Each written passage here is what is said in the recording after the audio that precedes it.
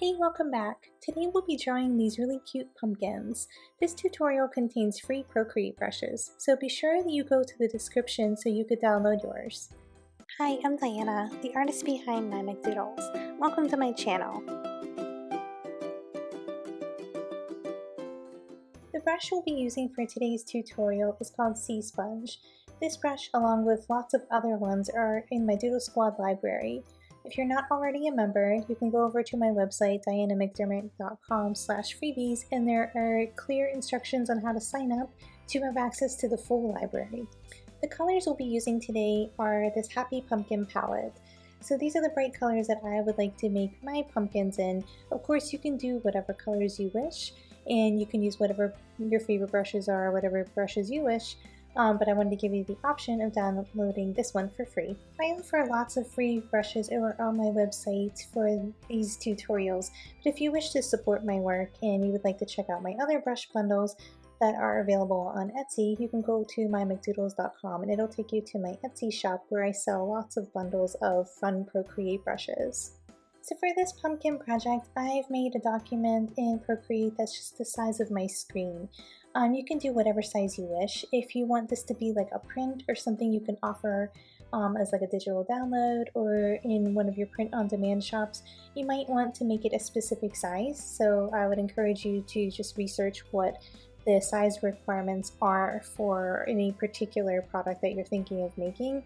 And make sure that your resolution is at 300 dots per inch minimum so that it prints nicely. So mine is just the size of my screen and it's at 300 dots per inch, and I'm just going to start by kind of like sketching in different types of pumpkins. So I'm using my Sea Sponge brush as my sketching pencil as well, and I'm going to use this red color that's in the Happy Pumpkin palette. So my brush is at like 6%. And I'm just going to go ahead and like sketch in the shape of a pumpkin, and it's going to be kind of like wonky and stuff, and that's okay with me because I don't want mine to look like realistic. In these colors, it's obviously not going to look like the real thing, and I want it to look kind of like quirky and cute. The way I start is by making this like oval in the center and then extending like one out to each side, and then thinking about the back where it would also have like sections that are extending over the back, so I make like a lump to resemble that, and then another one on this side. So mine has a total of like 5 sections on this little pumpkin. And then I want to make a stem. I kind of like quirky like curly stems and stuff, so it's pretty hard to mess it up. I mean, the stems on real pumpkins are all crazy and stuff anyway, and especially if you want it to be kind of like a wonky fun look, then you can just go wild with the shapes here. You don't have to worry about it too much. I'm going to do something like that for my first pumpkin. I'm going to make a new layer and draw a second pumpkin. So I really like those like Cinderella pumpkins that are like flat and wide. I think those ones are always like really pretty, and I always am like admiring those at the pumpkin patch. So the way I'm going to make mine is just like one smooth, kind of like almost like a bean shape, and that's going to be my Cinderella pumpkin.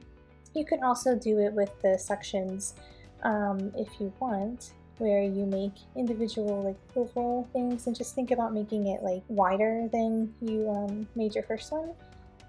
So something like that, and then I like a curly stem like that with it.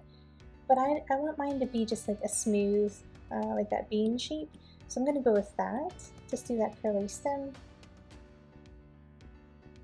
And then I still want it to have sections, so I'm just going to kind of like represent those with these curved lines.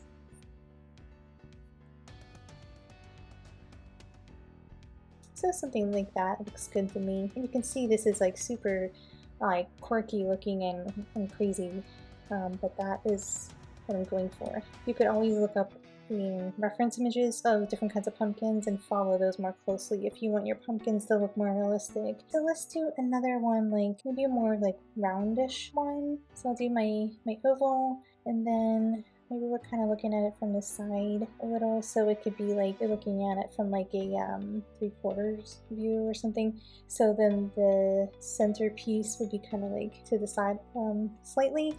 So it has the middle and then one section over here and then 2 sections on the left. And then those back sections as well. Maybe I'll put my stem in first this time so I can work my back sections around that. And of course they can have like these like vines and whatever. But I want to do that later with my green, so I don't want to put that in yet, but just kind of keep in mind that it can have like those curly cues and the vines and stuff. And let's do one more. I'm gonna do like a little character. I have trouble not putting faces on things. My son's like, no mom, it doesn't need a face, and I think everything needs a face. So anyway, I did 3 regular ones for you, and I can't help but I've got to do one with a face. So this will be my little character guy. So this, I need a larger area to put the little face in, so I'm going to make it a little more round and still do the sections on the side but not as many, and then 2 in the back, and then he's going to have like his little stem, and then we'll leave a little space for the eyes. So I'm going to do something like that, but I don't want it to be red, so you could either wait to put the face on, or I'll show you another trick I use sometimes. So I'm going to leave it on there so I can show you what I do to change up the color. So something like that would be good. And then he's going to have a little, maybe he's waving. So that's my little character guy. Okay, so now I'm going to work on adding color to these. I want to use, well, this one's pretty messy, so maybe I can't, but I wanted to use these as like my line work as well. This one got a little bit like crazy, so I'm not sure if it would look very good as a line work, even though I'm going for like a quirky look. But since I have the general shape here, what I might do is just like turn the opacity down here and then make a new layer on top of it and just like kind of clean it up a little bit. So I'm going to trace over and make like new line work to use in my final. And I'm going to make a layer to color it. So I want this red to be my outline, so I'm going to put it on top of the layer I use for coloring. And for each one I'm going to do the same thing, just make a layer below the pumpkin outline so that I have something to color in. So for this first one, let's grab like this pink.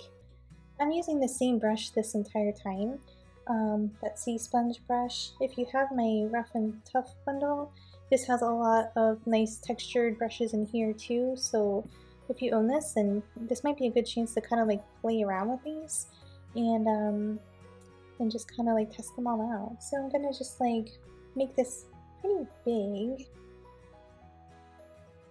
and I want it to be like kind of out of the lines and have a lot of like white gaps. And the nice thing about this brush is that it automatically leaves like those gaps in the paint for you. So I kind of like how that looks, really textured and stuff. Okay, and then I would like to add in some other colors.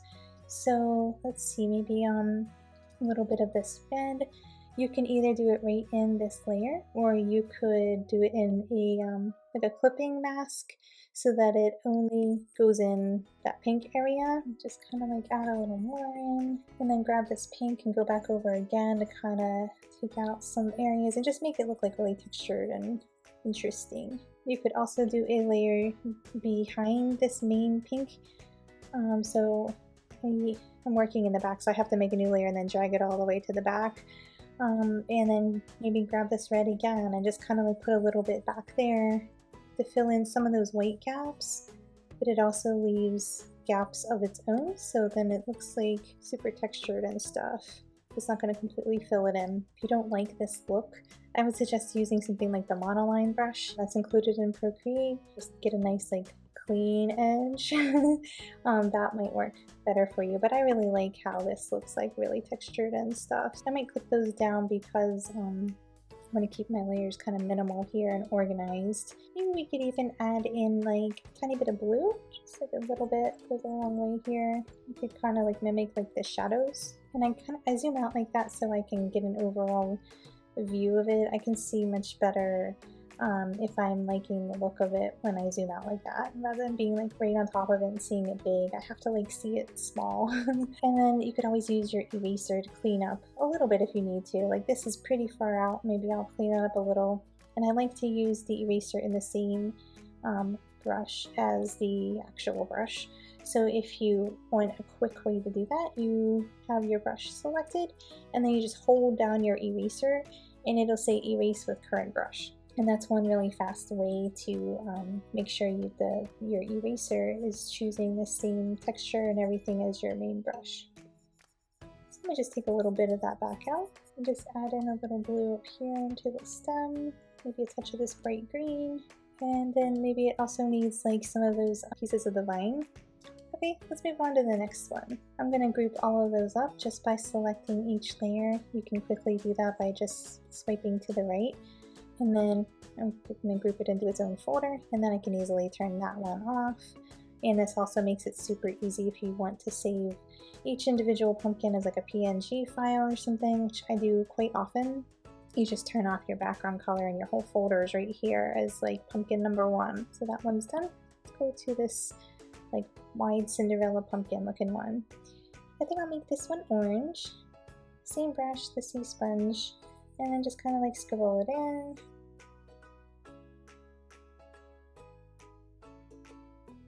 And then maybe the stem could be pink.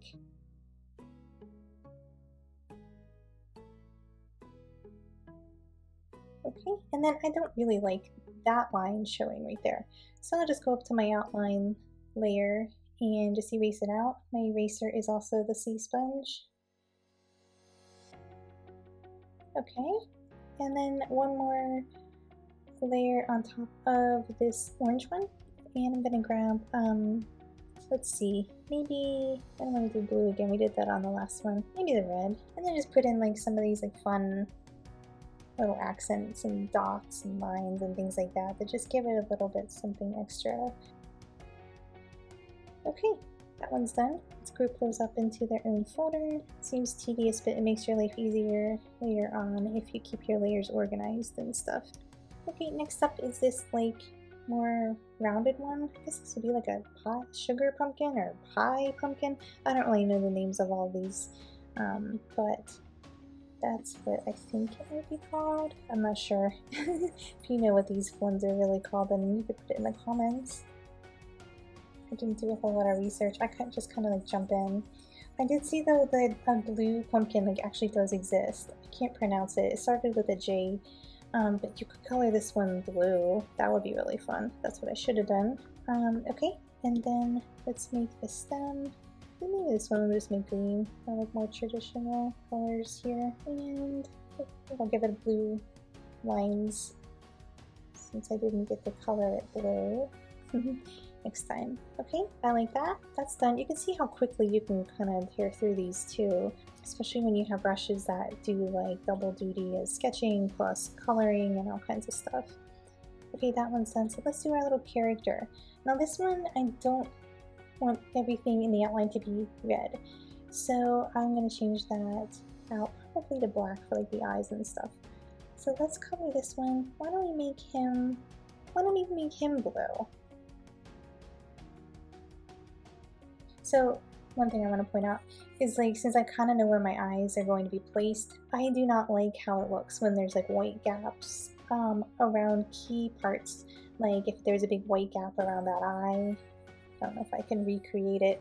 I don't like that because I feel like it's super distracting and you can't, it like takes away from the little face somehow. Like you can't kind of decipher between what all is going on there. So I try to make sure that I get that area like with a little more coverage and filled in a little better, so there's not like a whole ton of texture on anyone's face. Unless I count this as anyone. Alright, that got a little messy here, so we'll just clean up the edges a tiny bit. But you don't have to worry too much about it. Okay, and then let's make his stem, maybe let's make it pink. And again, it has a little bit of that like outline in there. You could just quickly take it out with your texture brush, and then it's really like, can't even tell it was ever there. And then I wanted to change out the arms, the legs, and the face. So one way you could do it is either just like take 2 fingers and swipe to the right, or tap on it and press alpha lock, and then just color it black. So you can grab something like your monoline brush so that it's solid, and just color in the stuff you want to change from your outline to black. It's a little trickier when you're dealing with like overlapping edges and stuff, but it's, you know, fairly simple to change that out with this. Another way is if you make a layer on the top and choose clipping mask, and then I already colored it black. I don't feel like redoing it, so I'm going to show you with pink. So you would just put the clipping mask, and then it'll only color into the area it's clipped on, which is the outline, this, and then you just go over those areas. It's basically the same thing. The only difference is that if you mess up or whatever, I mean, you could easily clear this layer out or just delete it and do it again. Where here, the first method I did, I colored directly on the red outline, so it's a little bit harder to undo. So I don't want them to have pink. Well, actually, that looks kind of cute, but I think I'll stick with my original plan. I don't want them to have pink arms and legs, so I'm going to take out that clipping mask because I don't need it. But I want them to have pink cheeks, so the last thing I'll do is just like, with my alpha lock, just color in the cheeks there. And then in this layer here, I'm going to just color in like the little cheeks. And then the last thing is that he needs like little shine in his eyes. So I'm going to go back to that monoline brush, and I'm on the layer with the outline, and just give him like a little sparkle in his eyes. You can just put in a little texture here, and then maybe some of those little vines.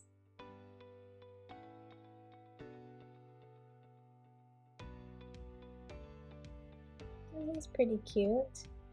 Let's draw one pumpkin using negative space. So I'm going to draw my outline, which is like that bean shape again, and then fill in the space all around it. So then I need to fill in my like sections for the pumpkin. So I'll just do these simple lines again, and then give it a stem. So I'm going to grab bright green and make one of these curly stems. And then I want to put in some like little dots for like texture and stuff, so just a few. And then I want to alpha lock it, so I'm going to take 2 fingers and swipe to the right, and that'll lock my layer so that the paint won't go anywhere except for where I've already drawn, which might not really be necessary for something like this, but anyway, I use a dark green, and then I'm going to just add in some like shadow here on the stem, and then do like a swirly vine, which in that case I don't want it to be alpha locked because I don't want it to skip over these sections here that have like the white area. I'll just do something like that. So you can see how simple that is to make a really quick pumpkin that could make a big impact. Like, I think that could look really cute on a t-shirt or something, and it was so fast to create. Then you could just go back in and continue adding little details and stuff. If you want to save them as individual PNGs, you could easily do it by clicking off the folders that you don't need, and then just like export one pumpkin at a time like this. And then you can use it for like your stickers or clip art or whatever. Let me know in the comments which pumpkin you liked the best. If you post your work on Instagram, you could tag me at MyMcDoodles so I can see your cute pumpkins. Hope you enjoyed this. Thanks for watching.